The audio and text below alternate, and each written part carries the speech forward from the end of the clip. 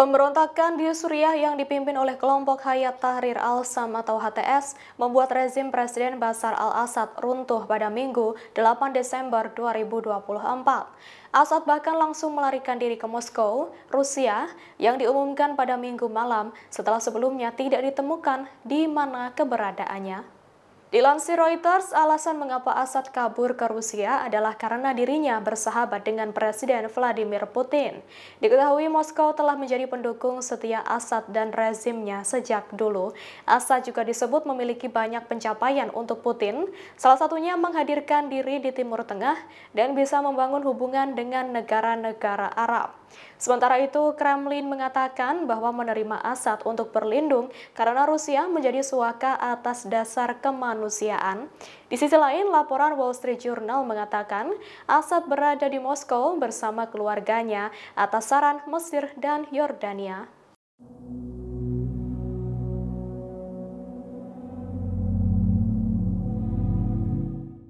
Israel dikecam Qatar, Irak, dan Arab Saudi pada Senin 9 Desember 2024 buntut serangannya ke wilayah dataran tinggi Golan, Suriah.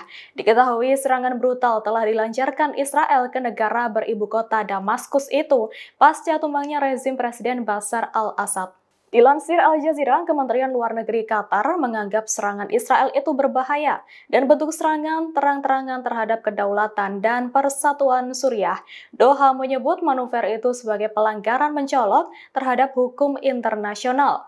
Serupa dengan Qatar, Arab Saudi mengatakan bahwa tindakan IDF itu mengonfirmasi bahwa adanya pelanggaran berkelanjutan Israel terhadap hukum internasional. Langkah itu juga menggarisbawahi tekad Israel untuk menyabotase Suriah dalam memulihkan keamanan, stabilitas, dan integritas teritorialnya. Sementara itu, Irak juga mengatakan bahwa Israel telah melakukan pelanggaran berat terhadap hukum internasional.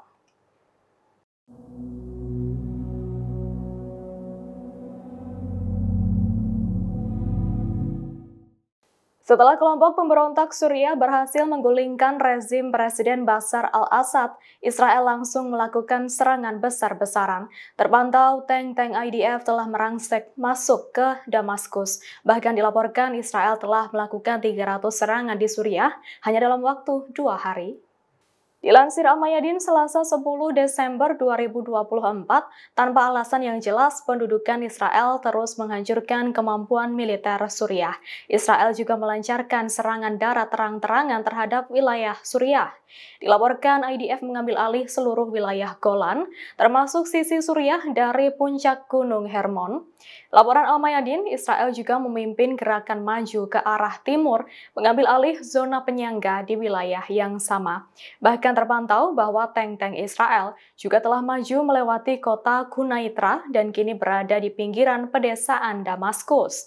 Sumber-sumber lokal mengatakan tank-tank Israel sekarang diposisikan 3 km dari kota Katna di pedesaan ibu kota, hampir 20 km dari Damaskus. Sebagai informasi, Perdana Menteri Israel Benyamin Netanyahu menyatakan bahwa runtuhnya rezim Assad merupakan hari bersejarah di Timur Tengah.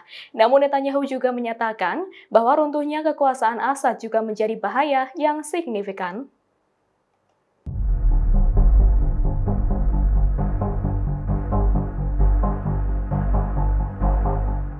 Beginilah penampakan kehancuran istana sekaligus rumah pribadi Presiden Suriah yang telah digulingkan Bashar al-Assad. Beredar foto dan video bangunan tersebut hancur hingga dijarah warga Suriah. Hal itu terjadi setelah rezim Assad digulingkan kelompok pemberontak Suriah hingga sang presiden kabur ke Rusia. Dilansir The Guardian, dilaporkan bahwa para warga Suriah berpesta menyambut runtuhnya pemerintahan Assad. Pernak-pernik yang menghiasi rumah mewah Assad terlihat dihancurkan atau dibawa pergi para warga. Lantai dan dinding istana terlihat hancur pasca dibakar. Bahkan beredar juga foto potret Bashar al-Assad diinjak-injak massa. Sebagai informasi, telah terjadi pemberontakan di Suriah yang dipimpin oleh kelompok Hayat Tahrir al-Sham atau HTS. Aksi itu membuat rezim Presiden Bashar al-Assad runtuh pada Minggu 8 Desember 2024. Assad dilaporkan langsung melarikan diri ke Moskow, Rusia, yang diumumkan pada Minggu malam setelah sebelumnya tidak diketahui di mana ia berada setelah digulingkan. Download Tribun X sekarang. Menghadirkan lokal menjadi Indonesia.